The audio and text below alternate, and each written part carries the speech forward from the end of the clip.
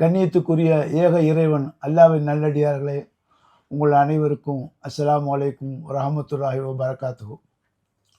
இன்றைய புரோகிராம் வந்து திடீர்னு நம்ம கோயம்புத்தூருக்கு வந்ததில் ஒரு நல்ல ஒரு நண்பரை வந்து சந்திக்கிற வாய்ப்பு கிடைச்சிது.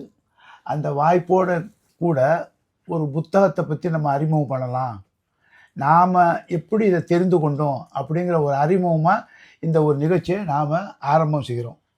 முதல்ல வந்து நம்ம எல்லாருக்கும் தெரிஞ்சது வந்து திருக்குறள். அந்த திருக்குறள் வந்து பொழிப்புரை பண்ணியிருக்காங்க. தெளிவுரை, பொழிப்புரை, அதாவது வந்து விரைவுரை, இப்படி பல பேர் பண்ணியிருக்காங்க. அதில் குறிப்பாக பார்த்திங்கன்னா கலைஞர் கருணாநிதியை சொல்லுவாங்க, அப்புறம் வந்து பாப்பையாவை சொல்லுவாங்க, அப்புறம் பரிமேல அழகர் சொல்லுவாங்க, மணக்குடவர் சொல்லுவாங்க, பல பேராசிரியர் சொல்லுவாங்க, ராமலிங்க பிள்ளைகள் சொல்லுவாங்க. இப்படி எல்லாரும் சொல்லும் போது எல்லாருமே இந்துக்களுடைய நேமாக வரும். அப்போ இந்து சகோதரர்கள் தான் இதை வந்து பொழிப்புரை பண்ணியிருக்காங்க, திருக்குறளை பற்றி ஆய்வு பண்ணியிருக்காங்க அப்படின்னு அவங்களுக்கு நினைப்பு வருது.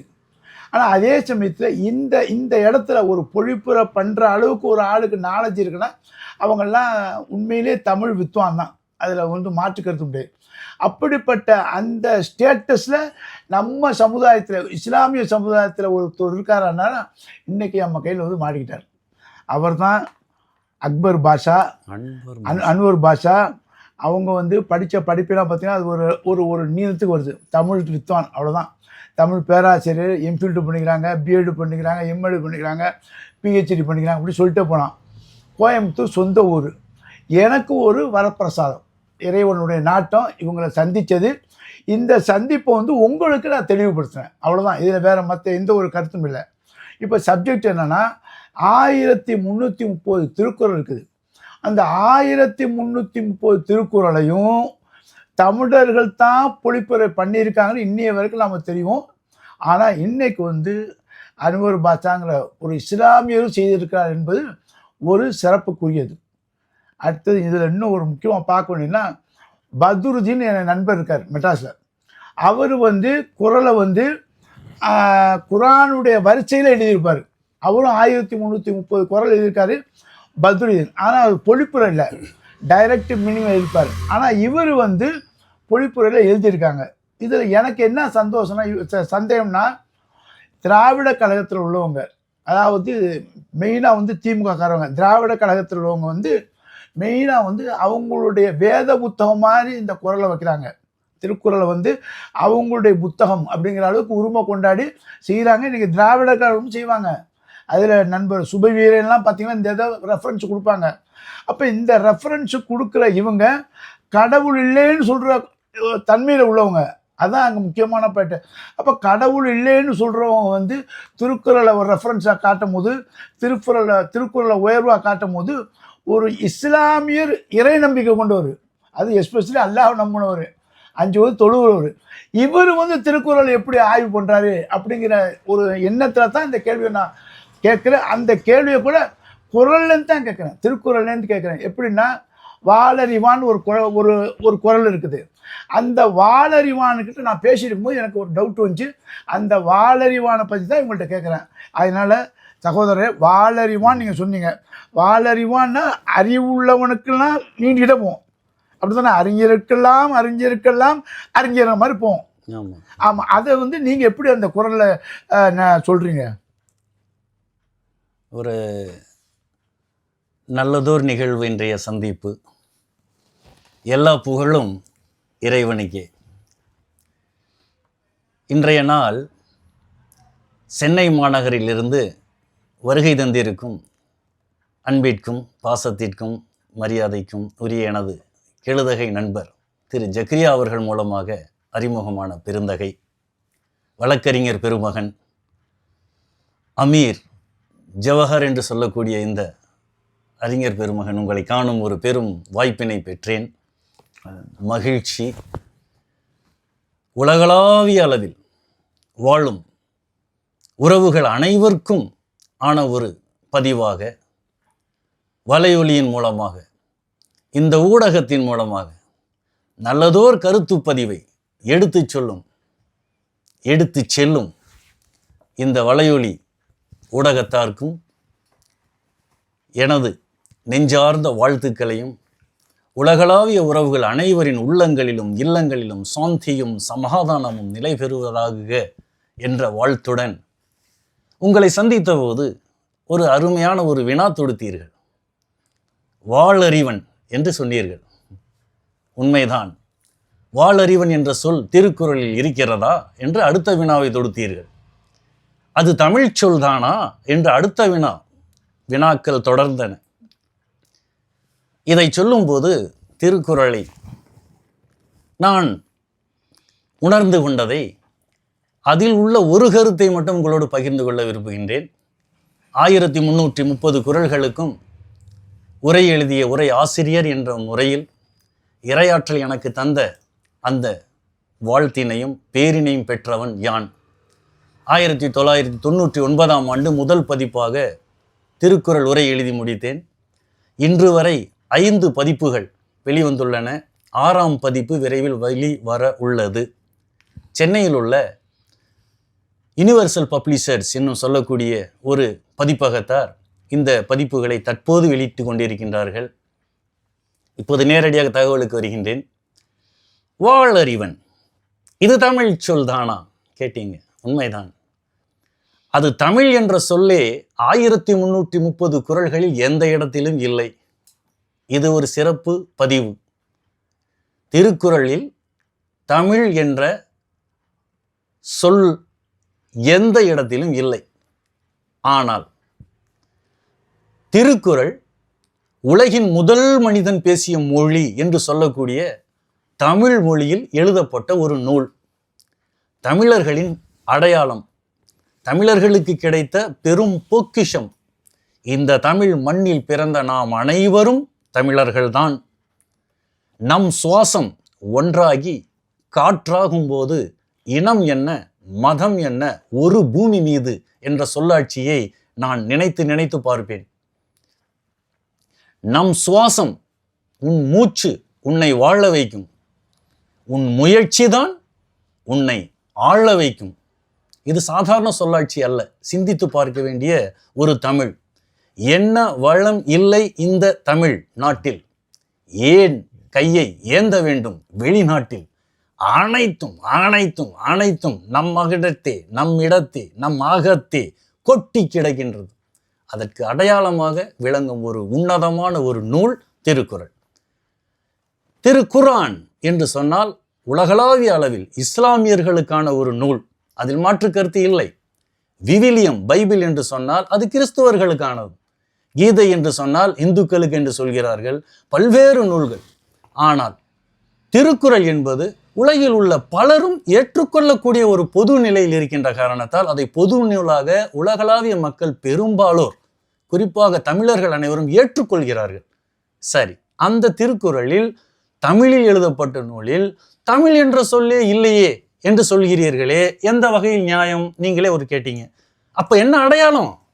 எப்படி நம்ம எடுத்துக்கிறது? தமிழ்லே இல்லைங்கிறீங்க, தமிழ் நூல்னு சொல்றீங்க, தமிழ் எழுதி இருக்குங்கிறீங்களே அப்படின்னு சொன்னா அதுல பாருங்க ஒரு சிறப்பு எப்படியெல்லாம் அடையாளப்படுத்தப்பட்டிருக்கிறதுன்னு பாருங்க. திருவள்ளுவர் என்ற ஒருவர் இந்த மண்ணில் பிறந்து வாழ்ந்து மறைந்தார் என்பது நமக்கு கிடைத்த சாட்சி, அத்தாட்சி. ஆனால் அவருடைய உண்மையான படம் யாருக்கும் தெரியாது. நமக்கு இப்போது கிடைத்திருக்கிற படம் வரையப்பட்ட படம், வரைந்த படம். வேணுகோபால் சர்மா என்ற மாபெரும் ஓவியர் நம்ம திராவிட முன்னேற்ற கழக ஆட்சியின் போது அது கூட பாவேந்தர் பாரதிதாசன் அவர்களால் வடிவமைக்கப்பட்ட படம் தான் இன்று அரசு ஏற்றுக்கொண்டது. எல்லோரும் சொல்லுகின்றோம். எத்தனையோ படங்கள் சில பேர்ல சொல்றாங்க, முன்னே இருந்துச்சுங்க, இவர் 100 வருஷத்துக்கு முதல்ல இருந்தார், 90 வருஷத்துக்கு முதல்ல இருந்தாரு, வள்ளுவரோட உண்மையான படத்தை. அப்படியெல்லாம் ஒன்றும் கிடையாது. யாரும் நம்பாதீங்க. 2000 ஆண்டுகளுக்கு முன்பு வாழ்ந்தவர்னு சொல்ற ஒரு படத்தை இப்போ நம்ம எடுத்து சொல்றோம்னு சொன்னா அதெல்லாம் ஏற்றுக்க முடியாது. வரைஞ்சி சொல்லலாம், கதை சொல்லலாம், கதைகள் எல்லாம் நமக்கு வேண்டாம். சாட்சிகள் இருக்கா, ஆதாரம் இருக்கா, உண்மை இருக்கா, அதுதான் சொல்லணும். வள்ளுவ பேராசன் என்ன சொல்லுகிறார்? யார் சொன்னா என்ன, எங்கிருந்து சொன்னா என்ன, எதை சொன்னால் என்ன, அது உண்மையா? உண்மையா இருந்தா ஏற்றுக்கொள், இல்லாட்டி அதை தள்ளிட்டு போயிட்டே இரு. எப்பொருள் யார் யார் வாய் கேட்பினும் அப்பொருள் மெய்ப்பொருள் காண்பது அறிவு. யார் யார் வாய்னா என்ன? அவன் இந்துவா இருந்தா என்ன, முஸ்லீமா இருந்தா என்ன, கிறிஸ்துவனா இருந்தா என்ன, பௌத்தனா இருந்தா என்ன, சீக்கியனா இருந்தா என்ன, அமெரிக்காக்காரனா இருந்தா என்ன, மவனே யார் சொல்லி இருந்தான் நல்லதுன்னா எடுத்துக்கோ, சரி இல்லாட்டி என் அறிவுக்கு அது ஒத்து வரவில்லை, ஏற்புடையதாக இல்லைன்னு விலக்கிட்டு போ. அறிவின் துணை கொண்டு உலகை வெல்ல வேண்டும் என்பதுதானே இஸ்லாமும் சொல்லுகின்றது. நல்லதை எடுத்துக்கோப்பா. சரி, இப்போ வரணும். எப்படி அடையாளம், ஐக்கான் எப்படி இருக்குதுன்னு பார்த்தால், திருக்குறள் இப்போ எல்லாம் 1330 குறளும் எனக்கு தெரியும். ஆனால் அத்தனையும் நான் இப்போ சொல்ல போறதில்ல. இங்க பாருங்க, முதல் முடிவு அகரம் முதல எழுத்தெல்லாம் ஆதி பகவன் முதற்றே உலகுன்னு முதல் குறள் தொடங்குது. 1330வது குறள் ஊடுதல் காமத்திற்கு இன்பம் அதற்கு இன்பம் கூடி முயங்க பெறின் அப்படின்னு முடிக்கிறார். இப்ப பாருங்க, அகரத்துல தொடங்குகிறது, அகரம் முதலன் ஆழ முதல் எழுத்து முதல் குறள், ஈற்றுக்குறள் 1330வது குறள் முடிக்கிற குறள் இன் என்ற எழுத்துல முடிக்கிறார். ஒரு அடையாளம் எப்படி கிடைக்குது பாத்தீங்களா? ஏன் என்று சொன்னால், தமிழ் அகராதி எடுத்தால், தமிழ் இலக்கணம் எடுத்தால், தமிழ் இலக்கியத்தில் மூத்த இலக்கண நூல் என்று சொன்னா தொல்காப்பியம்தான் அடையாளம் எடுத்து வைக்கிறோம். அது எல்லோருக்கும் தெரிஞ்சது, மாற்று கருத்தே கிடையாது. அதுதான் முத்திரை, சான்று. தொல்காப்பியம் என்ன சொல்லுகிறது? அகரம் முதலாய் நகர இருவாய் முதல் எனப்படுவ 30 என்ப எழுத்துக்களை சொல்கிறார். முதல் எழுத்துக்கள் 30 எழுத்துக்கள் தான். அதை சார்ந்து வருவதெல்லாம் சார்பு எழுத்துக்கள். அதை பிரித்து சொல்றாங்க 10 சார்பு எழுத்துக்கள். இப்போ அந்த இலக்கண விளக்கத்துக்கு போகல. முதலும் முடிவும் என்று சொல்லக்கூடிய திருக்குறள்ல அகரத்தை முதலாகவும் நகரத்தை இருவாகவும் ஈற்றாகவும் வச்சிருக்கிறாங்களா? ஒரு அடையாளம் வருதுங்களா? சரி, ஓ அப்படிங்களா, சரி. அடுத்தது உயிரெழுத்து 12, மெய் எழுத்து 18. இந்த 18 மெய் எழுத்துக்கள் இக்கு இங்கு இச்சு இஞ்சி இட்டு இன்னு இத்து இந்துன்னு இட்டு இன்னுன்னு நகரத்துல முடிக்கிறார். 18 எழுத்தாச்சுங்களா? இந்த 18 எழுத்துக்களை தான் தமிழர்கள் தமிழ் மொழி வல்லினம் மெல்லினம் இடையினம்னு பிரிச்சிருக்குது. இது எல்லோருக்கும் தெரிந்த ஒரு அடையாளம். அதைத்தான் நம்ம படிச்சிருக்கோம். தமிழ் படித்த அத்துணை பேரும் இதை படிச்சு தான் அடுத்தடுத்து போகவே முடியும். அப்படி பார்த்தால் வல்லினமான கசடத பரல வரக்கூடிய அந்த கா எழுத்தை தான், வல்லின எழுத்தை 2வது குறளில் வைத்திருக்கின்றார். கற்றதனால் ஆய பயன் என் கொல் வாள் அறிவன். நீங்க சொன்ன சொல்லாட்சி அதுல வருதுங்கய்யா, அதற்காகவே இந்த குறளும் வந்துருது, பார்த்துக்கிடுங்க. நான் அதன் விளக்கம் பிறகு சொல்றேன். வாள் அறிவன் நற்றாள் தொழார் எனின் 2வது குறள் அது முடிக்கிறார். அதற்கு அடுத்த குறள் மெல்லினம், அந்த எழுத்து பாருங்க, நம்மன மா மலர் மிசை ஏகினான் மானடி சேர்ந்தார் நிலம் மிசை நீடு வாழ்வார் அப்படி சொல்லிட்டார். அதுக்கு அடுத்த குறள்ல பாருங்க, இடையினம் வைக்கிறார். யாரால? வழல வாங்குற எழுத்து கொண்டாந்து வைக்கிறார். வேண்டுதல் வேண்டாமை இலான் அடி சேர்ந்தார்க்கு யாண்டும் இடும்பை இள. ஆஹா ஆஹா, ஆச்சரியமாக இருக்கிறது. என்ன ஒரு அடையாளம் பாருங்க. உயிரெழுத்துக்கள் 12 அழகா காட்டுறார். உயிர் தொடங்குது, நகரத்துல முடிக்கிறார். வல்லினம் மெல்லினம் இப்படி சொல்லிட்டே போலாம். நிறைய அடையாளங்கள் ஆங்காங்கே குறியீடுகளாக உள்ளே நுழைச்சு வச்சிருக்கிறார். பார்க்க திருக்குறள் ஏதோ நீங்கள் நானும் பேசிக்கிறதுக்காக, எனக்கு குறள் தெரியுங்கிற மேடையில் ஏறி அழகுபடுத்தி பேசுறதுக்காக விஷயம் கிடையாதுங்க. இந்த மண்டியில் பிறந்த நம்ம தீர்க்கதரிசிகள், ஞானம் பெற்றவர்கள், அறிவில் சிறந்து விளங்குபவர்கள், அவர்களால் இந்த உலக மக்கள் அனைவருக்கும், அதுதான் முக்கியம். உலகத்தில் அவன் அமெரிக்காக்காரனா இருந்தா என்ன, ஜெர்மன்காரனா இருந்தா என்ன, அரேபியா மண்ணை சேர்ந்தவனா என்ன, இந்தியாவை சேர்ந்தவனா இருந்தா என்ன, இந்தோனேஷியாவை சேர்ந்தவனா இருந்தா என்ன, எங்கே பிறந்தாலும் மனுஷன் தானே. மனிதன் மனிதனாக வாழ்வதற்கு மனிதர்களுக்குரிய உயர்ந்த கருத்துக்களை ஆங்காங்கே எல்லா நூல்களையும், குரான்லையும் அதான் சொல்லியிருக்கு, விவிலியத்திலையும் பைபிள்லையும் அதான் சொல்லியிருக்கு, திருக்குறள் அதான் சொல்லியிருக்கு. எதை சொன்னாலும் நம்ம கேட்கிறோம். கல்வி என்பது 2 வகையா பிரிக்கலாங்க. காதுகள், செவிகள்ல விழும், காதுகள் வழியா கற்றுக்கொள்வது. கண்கள் இருக்குதே, விழிகள் சென்று பற்றும், அது கல்வி. ஆக அந்த வகையில் பார்க்கும்போது இந்த நம்ம சிந்தனைக்குரிய ஒரு செய்தியாக 2வது குறள்ல நீங்க கேட்ட அந்த வினா அதுல வருகிறது. சரி, என்ன வினா? கற்றதனால் ஆய பயன் ஏன் கொல், என்ன சொல்லுங்க? அவையே வினா தொடுத்து அடுத்த வரியில பதில் சொல்கிறார். வாழ் அறிவன் நற்றாள் தொழார் எனின். இங்க பாருங்க, தொழுதல் என்ற சொல்லுக்கு வணங்குதல், போற்றுதல், வாழ்த்துதல், அடிபணிதல், அடி தொழுதல் எல்லாம் உண்மைதானே.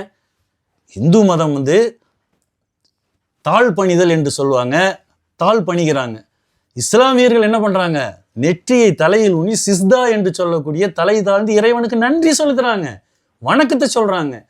இதனுடைய முற்பகுதி பாருங்க, கல்வி அறிவு. அறிவு யாருக்கு வரும், கற்றால் தான் வரும். நாம் தலை குனிந்து கற்கும் கல்வி உலகில் உன்னை தலை நிமிரச் செய்யும். கல்வி உனக்கு உலகில் உள்ள அனைத்து செல்வங்களையும் தரும். சிந்தனை ஆற்றலை முதல்ல தரும். சிந்திப்பவன் தான் உலகிற்கு அவன் வந்து ஒரு அடையாளம் ஆகிறான். அவன் தான் உலகிற்கு வேண்டிய நல்ல உபதேசங்களை, நல்ல கருத்துக்களை நாம் எடுத்து சொல்லக்கூடிய நிலைக்கு நம்ம வர்றோம். இன்னைக்கு ஏதோ நம்ம அலைபேசியை வச்சுட்டு தடவிக்கிட்டு வாழ்க்கை சிந்தனை அறிவே குறைஞ்சு போச்சு. படிக்கிறது சுத்தமாக போயிடுச்சு. வாசிக்கிற நிலையோ அதை விட மோசம். இந்த நிலை சரியா இருக்குமா? அதையெல்லாம் மாறி வரணும் என்று சொன்னால், சிந்தனை ஆற்றல் பெருக வேண்டும் என்று சொன்னால் வாசித்தல் மிக மிக முக்கியம். அந்த வாசிப்பு என்பதன் மூலமாக தான் பிறந்த குழந்தையை இந்த 3 வயது 2 வயது கடந்த உடனே பள்ளியில் சென்று நம்ம சேர்க்கணும். அங்கிருந்து கல்வி ஒருவருக்கு தொடங்குகிறது. அந்த கல்வியின் மூலமாக இப்போ ஐயா சொன்னாரு, சாதாரண நிலையிலிருந்து 1ஆம் வகுப்பு 2ஆம் வகுப்பு 3ஆம் வகுப்பு 10ஆம் வகுப்பு 12ஆம் வகுப்பு கல்லூரிக்கு போகிறோம். அவன் பிஏ படிக்கலாம், எம்ஏ படிக்கலாம், பிஎஸ்சி படிக்கலாம், எம்எஸ்சி படிக்கலாம், எம்பிபிஎஸ் படிக்கலாம், இன்ஜினியராக என்ன வேணாலும் படி. What ever you want you learn. கற்றுக்கொள்வது என்பது அறிவை வளர்க்கும். ஆனால் அந்த அறிவினுடைய பயன் கற்றாதனால் ஆய பயன் என்ன தெரியுமா? உன்னை படைத்த, நீ என்னை உருவாக்கிய, எந்த நிலையில் நாம் சொன்னாலும் ஈடு வைக்க முடியாது. இன்னொரு இடத்துல ஒரு அடுத்தவர் அதே கடவுள் வாழ்த்து அதிகாரத்தில் எந்த விதத்திலையும் கம்பேர் பண்ண முடியாதுங்க. ஒப்புப்பு கிடையாது, உவமையும் கிடையாது, ஈடும் கிடையாது, இணையும் கிடையாது. தனக்கு உவமை இல்லாதான் தாள் சேர்ந்தார்க்கு அல்லால் மனக்கவலை மாற்றல் அரிதப்பா. அவனுக்கு தலை வணங்கிரு. உன்னை படைச்சதுக்கு நீ நன்றி பாராட்டுனா எப்போதெல்லாம் உன் கவலையை அந்த இடத்துல செல்றையோ உனக்கு அதனை கிடைக்கும். சிந்தனை ஆற்றல் கிடைக்கும், அமைதி கிடைக்கும். அமைதியான நதியினில் தான் ஓடம் வந்து தெளிவாக போகுங்கிறதெல்லாம் சொல்லுகிறார். அப்போ அது எங்கே கிடைக்கும்? அறிவினால் கிடைக்கும். அறிவு எங்கே வருகிறது? கற்றதனால் வருகிறது. ஆனால் நம்ம அறிவதுக்கும் நம்மை படைத்த இறையாற்றல் சொல்லக்கூடிய அந்த இயற்கை பேராற்றலின் அறிவையும் ஈடு செய்யவே முடியாது. அந்த ஆற்றல் பேராற்றல், பேரொளி, பெருமை மிக்கது, வலிமை மிக்கது, வல்லமை மிக்கது, வேகம் கொண்டது, விவேகம் கொண்டது, நீண்ட வால் அறிவன். அந்த நீண்ட உயர்ந்த பெரிய ஞானம் மிக்க இறை ஆற்றலை நீ என்ன பேர் வேணாலும் வச்சுக்கோ, என்ன பேர் வேணாலும் வச்சுக்கொள், எதை வேண்டுமானாலும் சொல்லிக்கிங்க. உங்களுக்கு மீறின ஒரு சக்தி, இயற்கை பேராற்றல் இந்த உலகில் உண்டு. நம்மை ஆட்டுவிக்கிறது.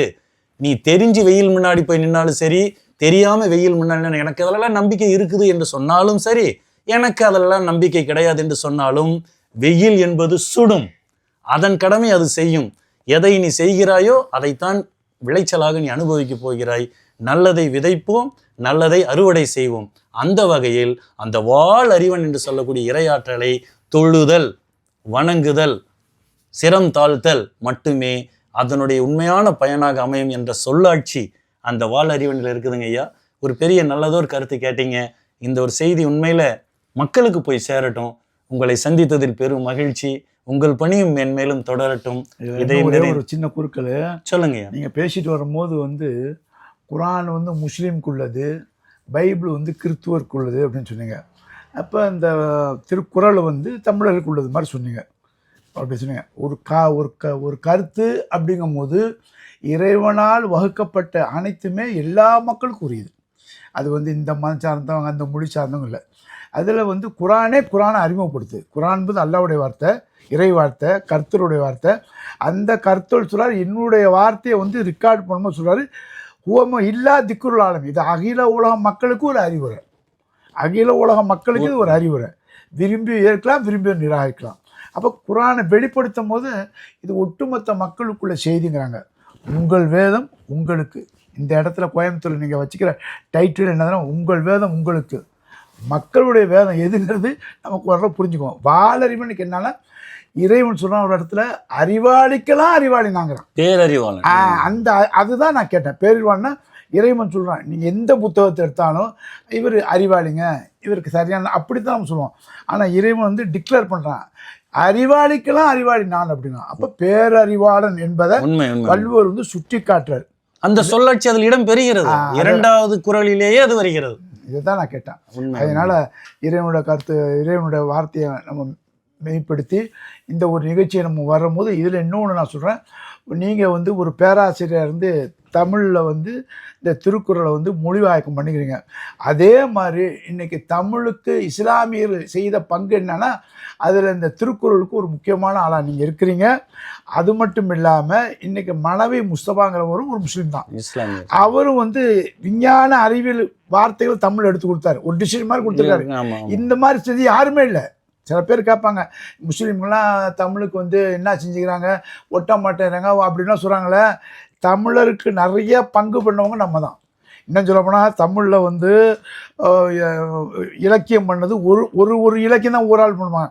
ஆமாம், முஸ்லீம்கள் வந்து பல இயக்கங்கள் பண்ண, ஒரே ஆள் வந்து 3-4 இலக்கியம் பண்ணியிருக்காங்க. ரைட்டா? நானே 15 நூல்கள் எழுதியிருக்கேன். அப்போ வந்து இதில் வந்து தான் 2010 வந்து செம்மொழி மாநாடு நடத்தாங்க. இந்த இதே கோயம்புத்தூர் நடந்தது. இதே டைமில் தான் 2010 தான் நான் வந்து யூடியூப்பில் இது தமிழன் டிவியில் டெய்லி நிகழ்ச்சி நடத்தினேன். அதாவது இஸ்லாமியர்கள் தமிழுக்கு என்ன செய்தார்கள், அவருடைய பங்கு என்னென்ன. அதில் ஔவை நடராஜன் வந்தார், தமிழன்பன் வந்தார், நன்னன் வந்தார், சுகிசி வந்தார். பெருங்கொண்ட ஆற்றல் உள்ள தமிழ் அத்தனை பேரையும் அதே டைமில், அதே 2010 இங்கே நடக்கிற கோயம்புத்தூர் கோயின்சைடாக இதெல்லாம் திட்டம் முடிச்சில. அப்போ ஒவ்வொரு தமிழ் ஆசிரியரை நான் வச்சு பேட்டிலாம் எடுத்தேன். அதில் மரக்கார் எடுத்தேன், இவர் சாய் மரக்கார் எடுத்தேன். நிறைய பேர் குறிப்பிட்டல்ல, நியூ காலேஜ் பச்சைப்பாஸ் காலேஜ் இப்படி பொறுக்கி திருச்சி முதற்கொண்டு எடுத்தேன். அப்போ எல்லா அறிஞர் பெருமக்களும் வந்து இஸ்லாமியர்கள் வந்து தமிழுக்கு வந்து சின்ன வேலையெல்லாம் செய்யல, அதிகமான பங்கு கொடுத்தாங்க. கம்பராமாயணத்தை வந்து மூமு இஸ்மாயில் சொன்ன இதெல்லாம் மிகப்பெரிய பதிவு. இன்னைக்கு நிறைய பேர் இருக்காங்க. அதே போலவே சென்னையில வந்துட்டு நம்ம ஜாகிர் ஹுசேன்கிறவர் வந்துட்டு அரபு மொழியில வந்து திருக்குறளை மொழிபெயர்த்து இருக்காரு, பாராட்டப்பட வேண்டியது. அதனால தமிழர்களுக்கு வந்து இஸ்லாமியர்கள் வந்து தமிழுக்கு வந்து பங்கு செய்யலாங்கும் போது, தமிழுக்கு பங்கு செய்தவங்க ஒரு சமுதாயம்னு பார்த்தீங்கன்னா இஸ்லாமியர் வந்து முன்னாடி நிற்பாங்க, கொடுத்து முன்னாடி நிற்பாங்கிறது இது ஒரு சிறந்த ஒரு உதாரணமாகவும் ஒரு ஆதாரமாகவும் நாம் இந்த நிகழ்ச்சியை செய்து கொண்டு, இன்ஷா அல்லாஹ் நீங்கள் வந்ததுக்கு ரொம்ப நன்றி. இறைவன் எல்லா மக்களுக்கும் அவனுடைய அருளை கொடுக்க நாம் பிரார்த்தனை செய்து நிறைவு செய்வோம். நன்றி, வசலாம். நானும் அதை போலவே வேண்டிக் கொள்கிறேன். எல்லோரும் நலம் பெற்று நீடு வாழ எல்லாம் வல்ல இறைவன் எல்லோருக்கும் நலமும் வளமையும் வல்லமையும் தந்தருள்வானாக என்று நானும் உங்களில் ஒருவனாக வேண்டிக் கொள்கிறேன். நன்றி. 20 நிமிஷம் 30 நிமிஷம் நம்பி